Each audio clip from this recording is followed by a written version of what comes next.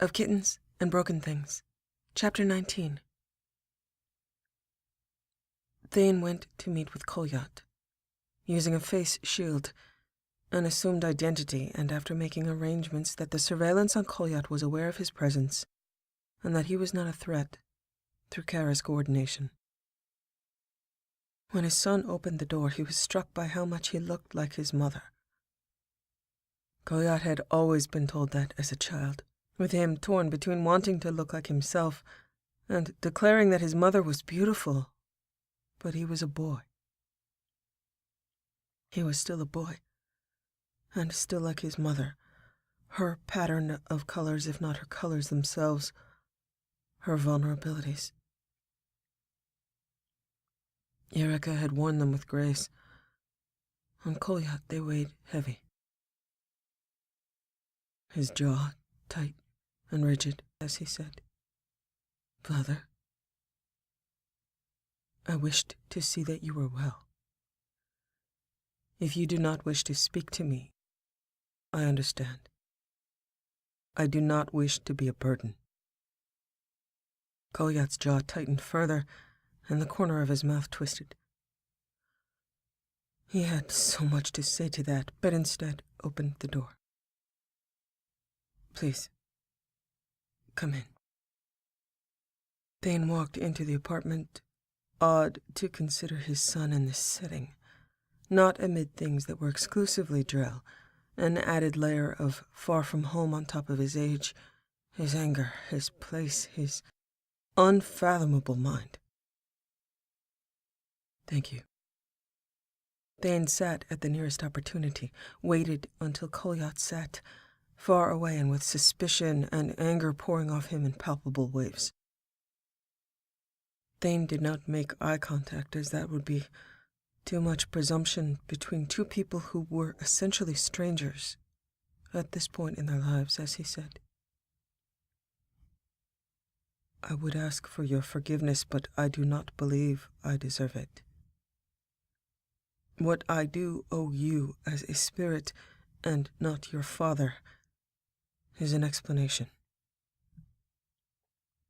You are aware now of my life, of how I led it, that I was a member of the Compact. Even when I left the Compact to begin a new life with your mother, I brought it with me.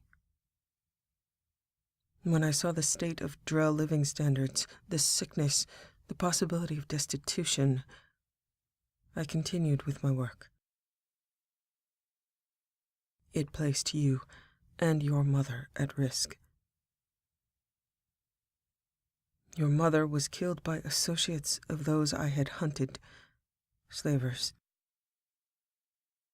I had attempted to protect Drell, but I failed to protect her, to protect you from her loss. When your mother died, I could only think of killing them all. I thought to protect you with my absence. I fell to battle sleep. I should have remained. I should have cherished being your father.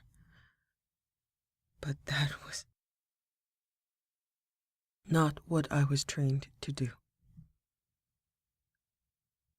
I felt your aunts and uncles would bring you life and healing, and I could only bring you more death. I did not speak to you because I did not feel I deserved to be considered your father, and I did not wish to bring harm back to you as I had to your mother. When I heard that you were going to attempt to follow my path in life, I wished to intervene, to not allow more harm, more death, to result from association with me. Thane finally lifted his eyes to Kolyat's, who was restraining tears and rage as he said, "Association with you? I never saw you. I couldn't find you. I thought you were dead." "I will be soon. I am in the advancing stage of Keprals. The mission that I am on does not have the likelihood of survival." Then Kolyat appeared wholly broken, tears cresting and falling, and Thane's breathing measured, paced, holding back his own response as though he did not exist, which he realized was the majority of Kolyat's life with him as a father. Counselor Vicarian said you've been working with the council. Counselor Vicarian is a kind man. He has been generous in his description of my contributions. I am working with Commander Shepard, and the mission does involve finding a way to push back collectors that are taking colonists from outlying worlds. Kolyat swallowed, his lower jaw jutting and his breath coming hard through his nose. So, do you want to talk to me? Or do you have to because it's your duty? I want to. I have wanted to. I believed you to be better off without me. Maybe I am. That is for you to decide. Since every choice you've made means I don't have the right to be your son, how many choices do I have now? You're leaving. You're dying. But you are not. No, I'm waiting. Again. Why did you choose to try to do a job under the name of Krios? Kolyat stared at him, jaw jutted, deciding whether or not to tell the truth, but something in his eyes gave way. The last thing she said to me before she died, I had asked where you were.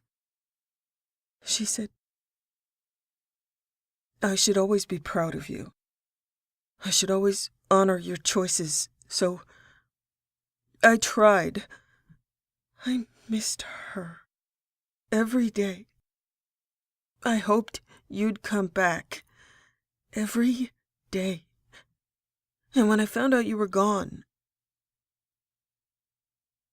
I wanted to follow you. I wanted to be with you both by the shores. There was nothing left to live for, no reason to wait. I thought, if she said I should honor your choices, maybe if I tried to be like you, Kalahira would let me pass. Maybe I'd find you. Thane crossed the floor without thought, only seeing his son in distress, forgetting he was the cause, an arm around Kolyat's shoulder and his head bent, pressed to the side of Kolyat's, a hand on the back of his neck. You did. You found me. I am so sorry. I did not know. You should have asked me. You should have found me. You shouldn't have left me. I know that now. Your gift to me that I can hear you say it. The fault is mine, not your mother's. The fault is mine, not yours. She loved you with all of her heart. She took my heart with her, and all I had left for you was death and sorrow. I am so sorry. I have always been proud to have you as my son.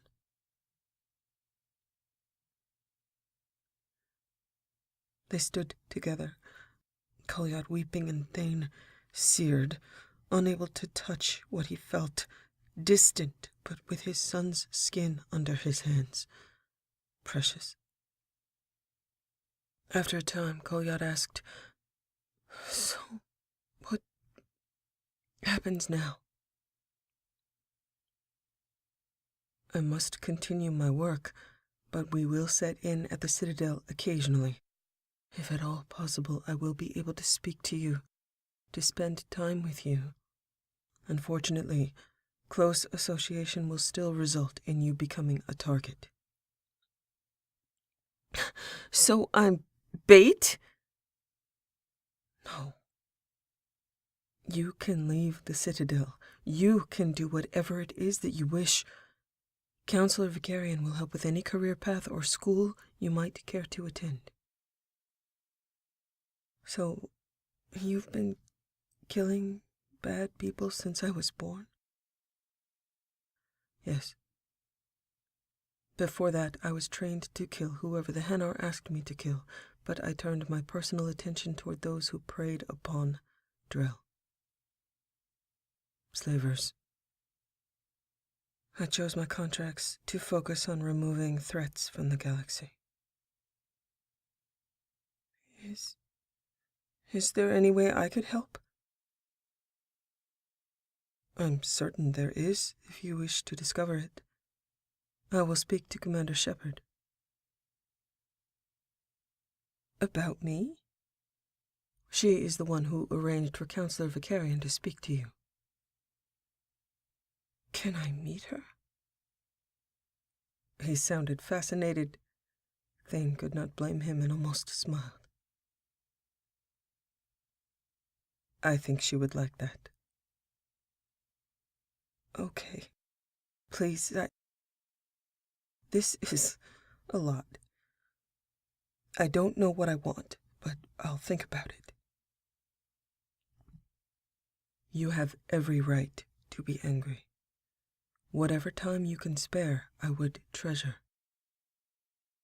If I can see you, when you can, if I can stay in your life for as long as that might be, I think Mom would want that. I think I want that. I just don't know how. If you and the gods allow, I want that as well. The idea of Irikah approving of anything he did was a new one, and a true one he did not wash away with his guilt, but allowed to stand because Kolyat believed it to be so. Kara and the counselor had provided for this moment.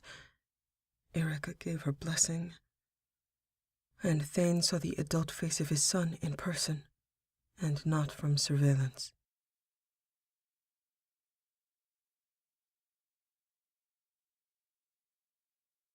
Thane returned to the Normandy, determined to remove the surveillance from Kara's room early due to his impatience and guilt. With Kara on the station, he moved the sensor by remote, and he would be able to pick it up from the elevator after sleep. Although he was emotionally and even at this point intellectually compromised, he was able to force rest, part of his training. The practice was a comfort, rest without dreams. When he had retrieved the sensor, he considered reluctance and trepidation as concerns, but his curiosity and the fact that he had gone this far already dictated his actions. Having been raised to avoid curiosity entirely in certain directions, he found it during his adult career very difficult to resist the urge to know all he could. It was dangerous to move forward without knowing the extent of Kara's involvement with Counselor Vicarian, and without this surveillance, it was unlikely he would discover it.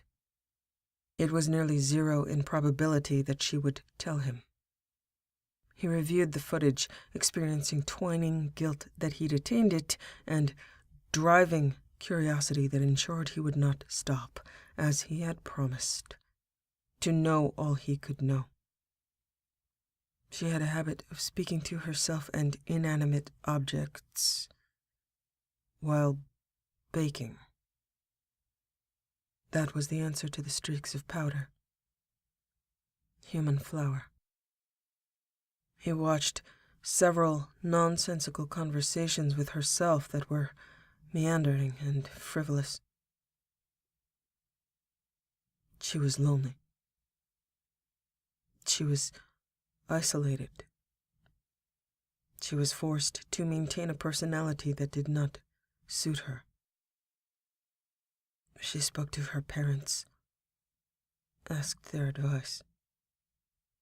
Their internal answers were unavailable but poignant in context.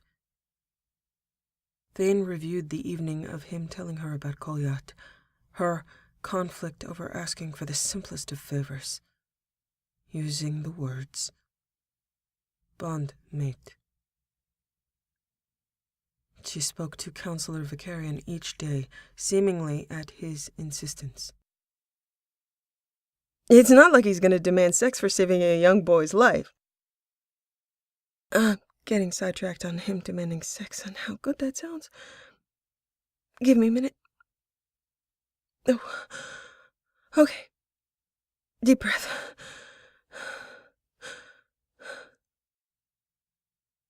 What exactly did that mean? Thane paused, replayed that in his mind over and over. He could not comprehend this relationship.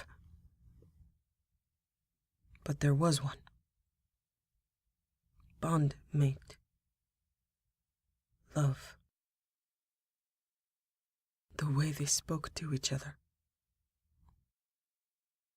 Hi, I love you.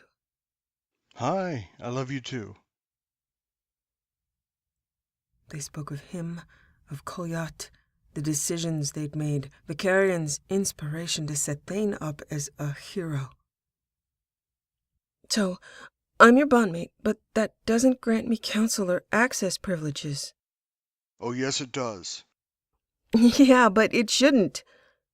But it does. I insist. She was easy with him. He was careful with her, but clearly beyond devoted and insistent upon it. So, what did demanding sex mean? Does Krios skin puppies? What? No, he killed Nasana Dantius. You know how much she had it coming. It was awesome. You should have been there. I should have been there. So it was as Thane suspected from observation. Vicarian wished to be on the Normandy. It's all right, Lemieth. I just want to know that you're safe. Lemieth. Thane paused, searched, found a historically significant siege in Turian history. Lemieth was a gatekeeper, a city along a strategic river. Hold her, and you hold the continent. All knew her name. Thane listened to her describe what she thought about him, watched them plan and execute rescuing Kolyat. Heard that she trusted him. Heard that she felt Thane acted like a friend. Now that his curiosity was assuaged, the searing guilt flowed freely, dissonant and parallel to what he'd done to Kolyat by his remote judgment. People had trusted him, and he had betrayed them. Have I mentioned that I love you so very much? Say it again. I love you so very much. As though a switch had flipped, some doors slammed shut in Thane's mind. Kara Fanning was not available as a sexual or romantic partner. She did not know that Orbiston was in love with the counselor, and she kept Orbiston's behavior from the counselor. When Commander Shepard was not being observed, she was Kara Fanning. She protected that self, cared for that self, guarded that self. The guilt of surveillance faded as he began to think about exactly what he was going to do with what he knew and how to execute what he owed Kara Fanning for violating her privacy and what he owed Commander Shepard for saving his life and that of his son. Likely, he would die somewhere along the way, not to Kara herself, but to Vicarian. Thane did owe Vicarian his life. Thane would have to take the chance of Vicarian killing him, not once, but several times upon a slowly lit path. He did not believe that Kolyat would suffer for his actions. Thane's specific skill set had led him to this knowledge, had led him to this conclusion, and he would have to use that skill set to take responsibility for what he had done and what he must do.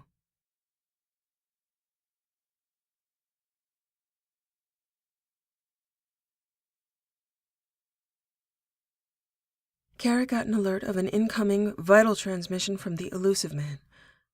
Fortunately, Garrus was at work, so she didn't have to put off talking for an hour until she could, form words.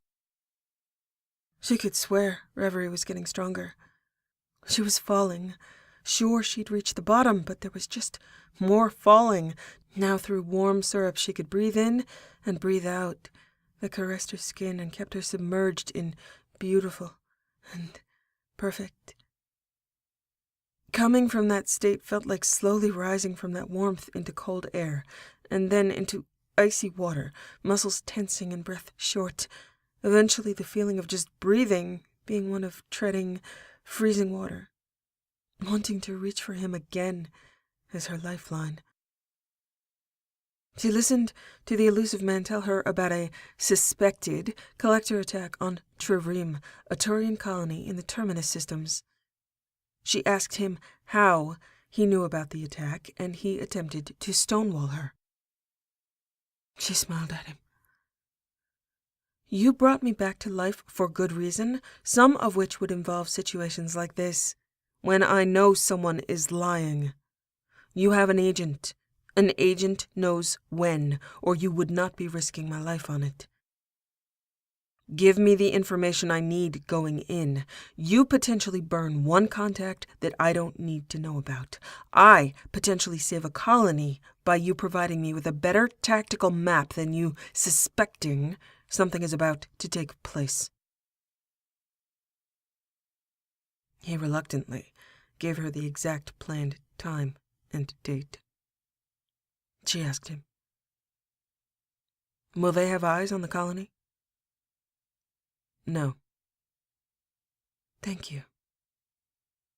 2 days. Travel time, 18 hours. Good thing she knew the Turian counselor. She contacted Garrus. "Hey, whatever you're doing, stop doing it." He nodded and lifted a finger, indicating he'd be getting back to her. She paced, thoughts racing, until he called back. Trireme is about to be invaded by collectors. I need to get the Normandy out there. We have 2 days to get everyone evacuated. Not off-planet, just away. Shuttles, caves, prefabs. I don't care how it gets done, but I need 0 population remaining in the colony of Trireme when the collectors make landfall. Then I need every ship you, Anderson, and Tevos can offer me. I need to get out there with the Normandy, stealthed, and I need ships waiting as backup. All right, I'm on it. I'm off. Let your body double go. She really likes this job. Fine. Keep her on retainer. I do plan to come back. You can't stay until I get to say goodbye? No, Counselor Vicarian. You have work to do. And so do I. I hate my job. And I love you. I love you too. I'll let you know once I know anything. I'm headed to the Normandy. She called everyone back from shore leave, and they were underway within 6 hours. She checked in with Morden and tried to find out the exact utility of the swarm deterrent. His answer had been, limited sample, dispersion rates, and difficulty with potential dilution based on environmental factors. So you're saying you hope it doesn't rain? Morden nodded emphatically. Okay, we won't be on the ground. We're going inside the ship itself, but there are likely swarms in there as well. We have no internal specifications of collector ships. Then isn't it time we got one? Odds of success. She smiled at him. She checked in with Orbiston for the first time, seeking him out and asking him if his ship was ready to go. She's good. She's always good. All right. Bring them in after, but they need to stay at the relay. Come in when called. We need several ships as a distraction. I'm going in with a squad. Who's on it? Everyone. Russ thought they were all gonna die. He gritted his teeth and said, "Yes, ma'am." She turned and left without any further conversation. This was a controlled slide of an active evolving mission, updates, and not so much sleep. The Normandy could go in stealth. Other ships could array themselves at the Mass Effect gates, where they would wait until the collector ship was spotted. Garrus, I need a lot of remote shuttles, filled with explosives. Lots and lots of explosives. You need what? You heard me. As many of them as you can get. The controllers stay on the ships. She cut off contact.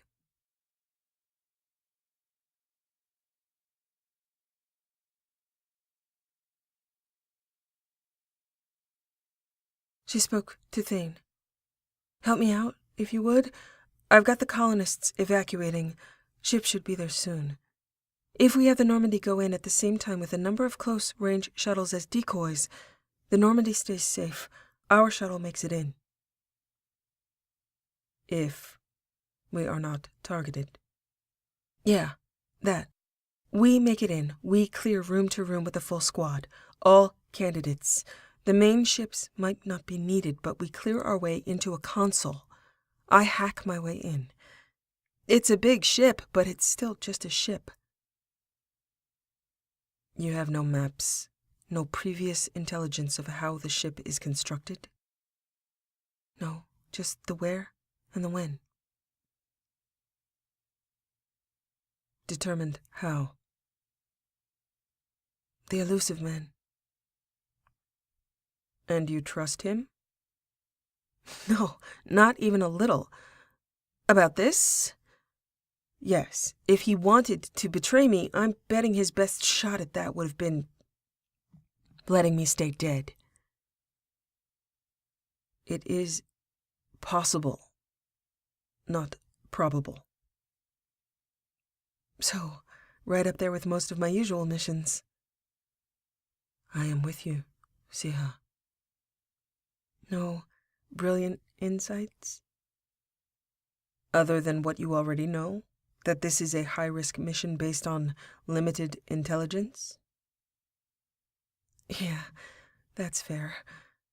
I could get that from anyone, you know. And you have, certainly. If I'd asked them. I didn't. Then I am grateful to be the fully informed person with no insight. Me too. They got out there early, stealthed, waiting for a collector ship. All citizens had been more or less reasonably evacuated. The fear of collectors, a motivator. Garrus had provided 3 Turian freighters, Anderson had provided 4 Alliance cruisers, and Tevos had sent 2 Asari battleships. She had her odd request of remotely controlled shuttles individually waiting and some waiting in confused bays. As the countdown approached, she paced in her room. They would know once a massive ship used the mass relay. They had eyes on it. So she waited. Garrus called her. Hey, I have a request. What's that? Don't die. I'm working on it. No, you're working on the dying part. I want to represent the other, not crazy side. It's going to work. Give me odds. No, I'm sorry. That would be cruel. He closed his eyes. What is it you want to get from this? I want a collector ship of my own. You what? I can do it, Garrus. You can also die. Everyone can die. Not everyone can get a collectorship because her bondmate is so very, very powerful and responsive. Now that's just mean. It's not mean. It's appreciative. Limia, promise me you will work every angle of those odds. I will. And you made them higher for me. Garrus, if we get a collectorship, we get to reverse engineer every bit of tech they have. We get access to their coding. We have a way in through the relay. It's worth it. It's going to work. Tell me what you'd tell me if you were standing right here and I told you that. I'm with you, whatever you need. That's still true from this distance. I just have to use administrative speak. Oh, like, say, filing cabinet. Filing cabinet. Now you know I'm coming home for that. You're coming home for filing cabinet? For you, making administration sound so good. You are a terrible person. Yes, and I love you. I really love you, Garrus. I would give up a filing cabinet for you, even though you make them sound so good. Come home to me, Limia. Well, not soon. If we get the ship, we have to officially take it into the middle of nowhere. I'm not bringing a collector ship back to the Citadel once I figure out how to drive it. What if every collector ship from everywhere has a beacon straight to it? This is not helping my confidence level. You're with me. Whatever I need. Blessings of the spirits with you, Limiyeth, and in memory of all of those taken, wish I were there with you. You are.